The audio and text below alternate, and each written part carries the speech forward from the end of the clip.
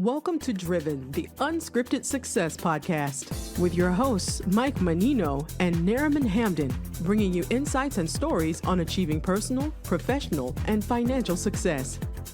Hey guys, I'm Nareman Hamdan, and this is Driven, Unscripted Success podcast. You can follow us on YouTube, Spotify, and Apple. We have a special guest today. She was on with us last year. So she has been up to a lot of great things over the year with AI. We have Alice Chen. Alice, how you doing? I'm great. How are you? Nice to see you again. It's good to see you too. So I see that you are helping anywhere from 1 million to 2 to 20 million founders build AI operating system that scales without them and become exit ready. So how about you fill us in on what you're doing, what you've been up to? Sure. Yeah. So maybe I'll start with how I got into AI. So, as you and I met last year on this podcast, and I came on to talk about my private equity fund in land development. I am a GP still in the private equity fund where we specialized in investing in horizontal development projects, primarily in the US.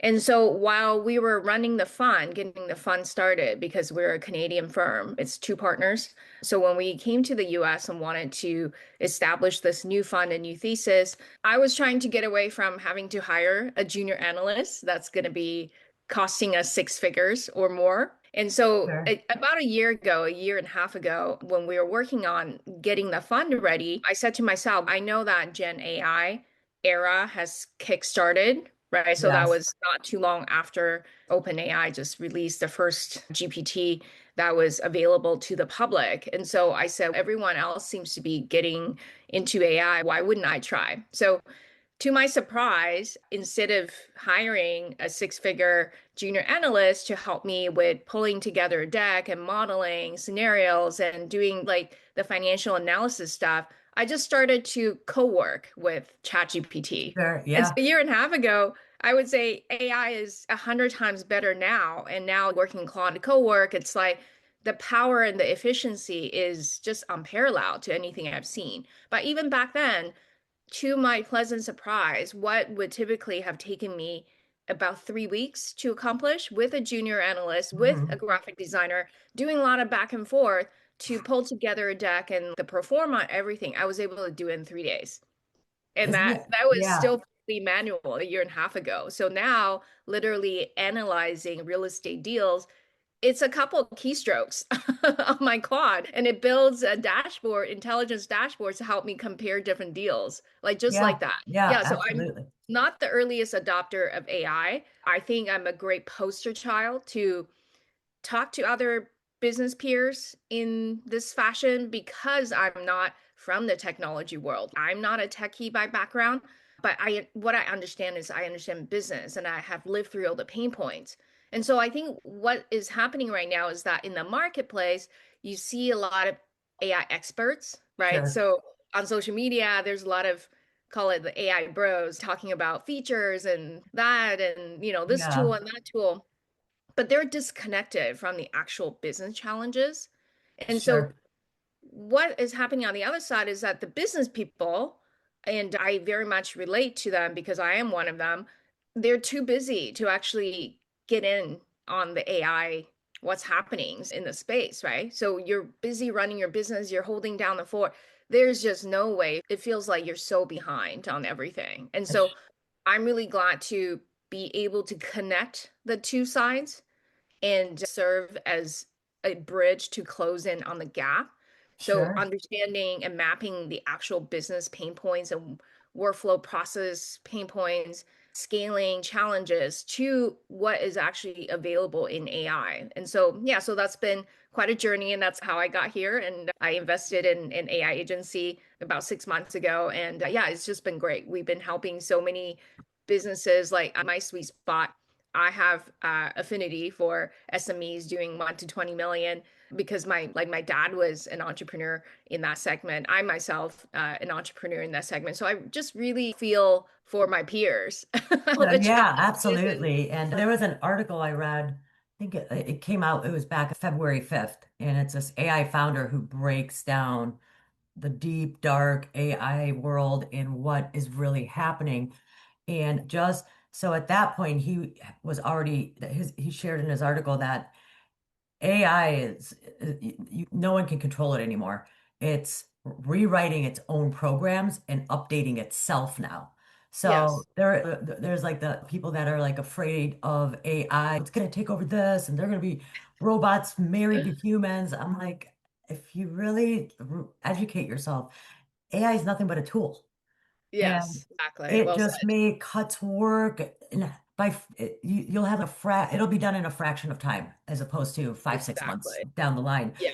But yeah, so even what I've seen just since I read that article back in February, and a couple months later, it's just taken off even more. Yeah. So I'm deep into Chat GPT and then Hey John and creating the AI avatar and stuff. So I totally get it, which is awesome.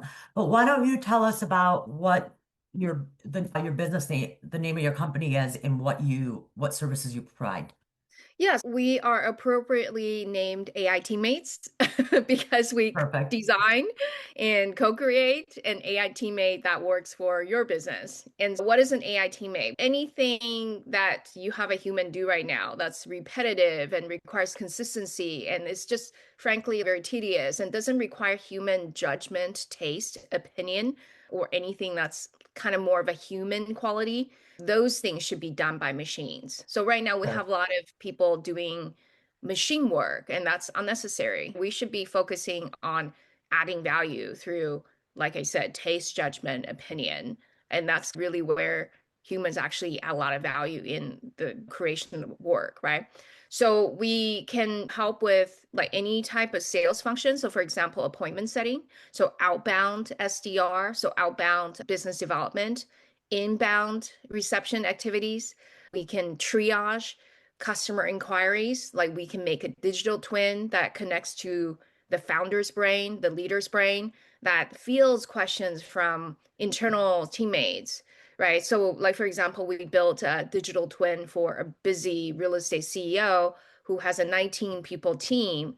And his problem is that every day, just at this stage of the growth, like every day he's bogged down by questions from all directions. It's like questions about how to analyze a deal to questions that are almost like a little bit more therapeutic in nature. Like he answers all of them. And so it's just such a time suck. So since we actually created his digital twin, which is very connected, very trained on his brain, so he has told us that it's allowed him to actually reclaim one full day of his week. He Um, used to have to come to the office like every Saturday, put in another day's work just so no one can bug him and he can do his focused work. But now with his digital twin in place, he's able to reclaim 10 to 15 hours of his time. so amazing. Yeah. That's And like crazy. for coaches and experts that want to actually be there for their clients during off hours, like between one-on-one sessions, we have also created twins that's like a fractional CMO, a trauma therapy therapist that can't be technically fielding clients spiraling at very inconvenient times, usually like 2 a.m. So a lot of the clients would text her and try to get her to help out in the moment, right? Because in trauma work, they spiral at, Sure. like I said, the most inconvenient time. So it's just not sustainable for this expert as well as for the client. So we created a twin where they can actually speak to her, even voice wise, and it sounds exactly like her. Yeah. And yeah, so we've just been able to create a lot of tools. There's all kinds of AI teammates. Like we can create, like we're creating a proposal engine for an HVAC service company.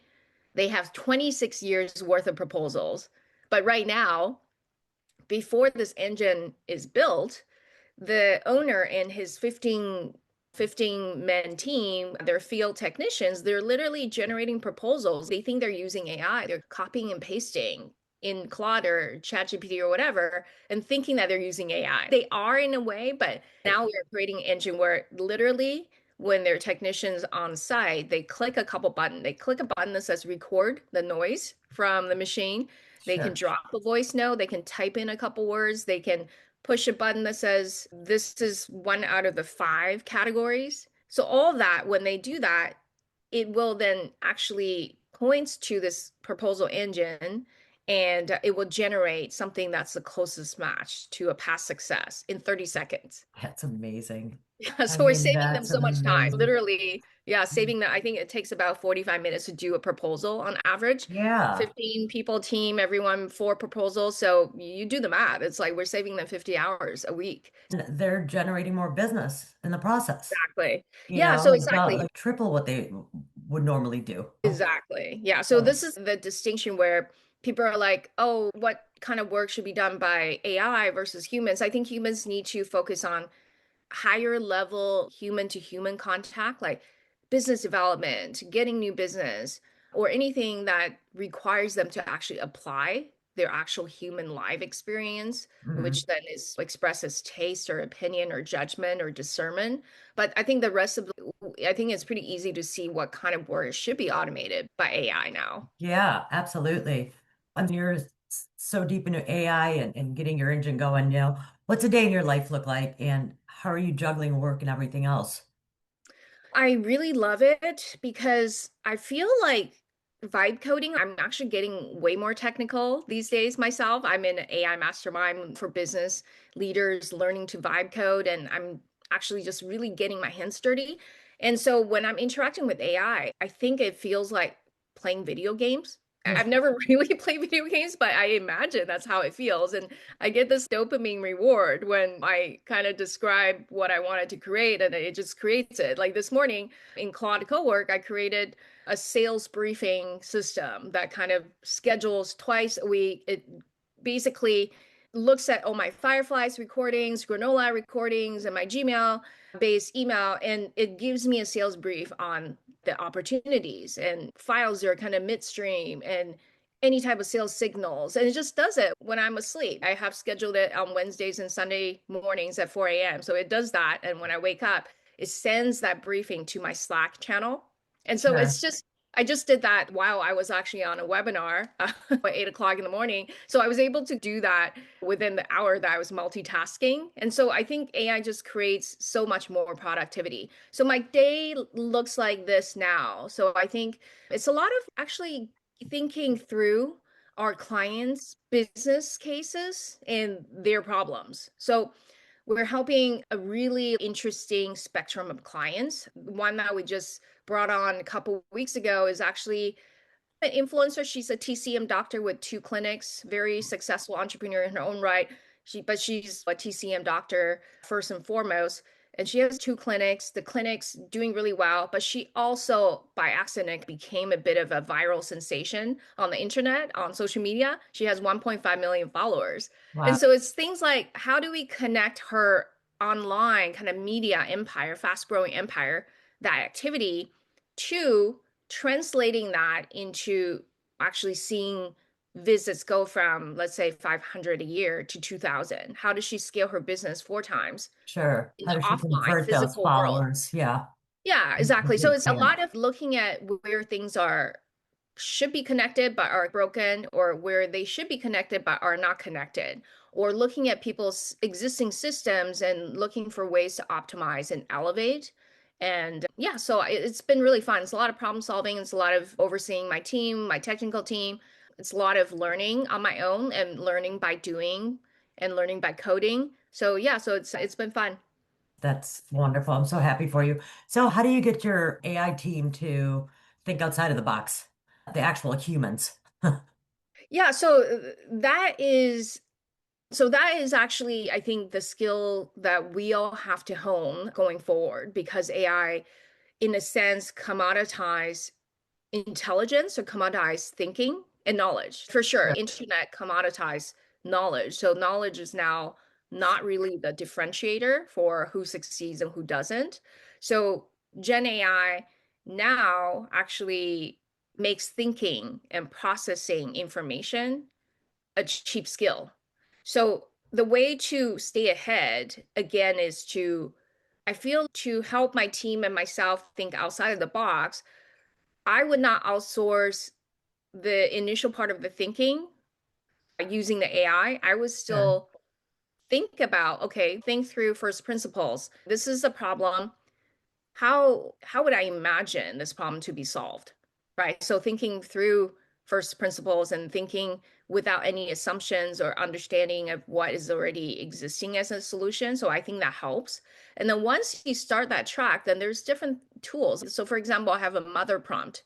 So my mother prompt helps me create the best prompt. So I can use a mother prompt, but I have to be able to clearly articulate my issues first. So I Sure. think that skill is really the fundamental thing for any business person to really hone and really continue to refine over time, is to become clear or find a way to clearly think through and articulate the challenge. And then from there, using tools to help refine the prompts, and then use the prompts to co-work with AI, whatever LLM that people are Sure. using. And then from there, you get to a very fully baked solution. And then you can compare and contrast. You can use different AI models. You can ask the questions differently. You can have your teammates generate their own imagined solution path. So I think that's the way to go for the coming time. Yeah, absolutely. Prompting it is the key when you're working with AI, and then it also helps me. I'll speak for myself, like when I'm using it, because I'll try to describe and then it comes back to, I'm like, no, that's not it. But then it's like you're masterminding with this virtual Exactly. agent, and it just gets you to think in a different way than what you're used to thinking, how you're used to thinking with certain situations and Yeah, strategies. 100%. Like just this morning, yeah, just this morning, I've had to actually do this mastermind session, as you suggested, with my super negotiator Yeah. custom GPT that I had set up about a year ago now. And it's trained on the data of Chris Voss, the FBI negotiator who Okay, wrote yes. Never Split the Difference.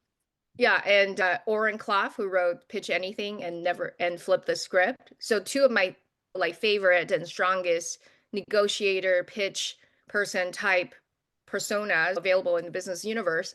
And I wanted to talk to them about a specific kind of client prospect and their behaviors and scheduling meetings and canceling meetings. And so I got such great feedback just co-working and masterminding with my Yeah, super negotiator custom GPT. absolutely. Yeah, and I also have a bunch of them like that for I have coaches, so I record my calls and you can make a twin. The simplest make Right. a twin for any of Yes, these people that you want to seek advice from. absolutely. So, has there been a book, a podcast, or someone that's really changed your outlook or approach? You mentioned these two, the Yeah, negotiator, but actually one new person that I'm a big fan of that I've been starting to listen to is a guy by the name of John Sanei, Sanei, and he has a podcast.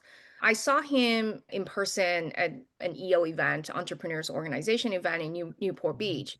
And he is a globally recognized futurist, and he talks about technology's impact on the future. How are we going to adapt to a future that is full of uncertainty and just with so many changes so rapidly? And so his talk was amazing. And so now, because I've listened to his talk, I'm looking forward to digging into his podcast. So that's one guy yeah. that I think people can And follow. what's the name of his podcast again? I don't quite remember, but if you search by his name, John Sanei, Okay, Sanei, his footprint is pretty pronounced. prominent. So you Yeah, should find him. awesome. Yeah, I'm definitely gonna look him up. And then, so what do you have going on in the next 6 to 12 months? What do you got coming up? Just really scaling this AI business. I'm really seeing the impact it's making, the positive impact it's making for all our clients. So we want to reach more people. So just really focus on scaling this business. Our private equity fund is going to have an early exit from a project in about 2 months. So from there, we would probably be looking at rolling the capital into other projects. And yeah, so just living life. I'm going to Norway in about 2 weeks' time and going there for a couple weeks and just to check out different corner on Earth. And yeah, that's me. That's awesome. Sounds like things are going really well for you. I'm happy for you. And thank you for coming on today. So if anybody needs your help or your services, how does one get a hold of you? I have a QR code, so if you want, I can share the screen Sure. and just take a photo of this QR code, Great. and that goes to a Calendly link. And happy to chat with anyone that wants to explore how to apply AI into their business. Oh, let me get this pulled up a little bit so it's clear. Okay. Oh, you know what? I think you're going to have to go if you want to scroll your screen down a little bit so they can get the full, or actually, I'm sorry, go Oh, up. okay. Yeah, so it's centered more. Oh, okay. Doesn't seem like I can move it, but Oh, if not, you know what? Email me at alice@yourAIteammates.com. Happy to chat. awesome. Thank you so much for coming on again. And if you guys want to get a hold of Alice, scan her QR code. And I know she's also on LinkedIn, so you can find her on LinkedIn as well. And what's your website again? It's AIteammates.com. Awesome. Okay, thanks for tuning in, guys. We'll see you guys next time. Okay, sounds good. Thanks for having me. Bye. Thanks for listening to Driven, the Unscripted Success Podcast. Want to share your story? Apply to be a guest at drivensuccesspodcast.com/guest.